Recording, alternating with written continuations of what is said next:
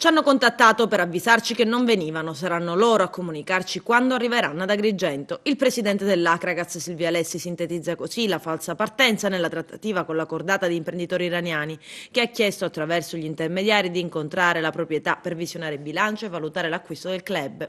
L'appuntamento era fissato per le 16 in un albergo di San Leone, frazione cittadina. All'appuntamento avrebbero dovuto partecipare, oltre che Alessi, l'avvocato Enzo Caponnetto, socio del club e presidente di una Ollus che detiene l'11% del capitale sociale, e il responsabile dell'area tecnica Ernesto Russello.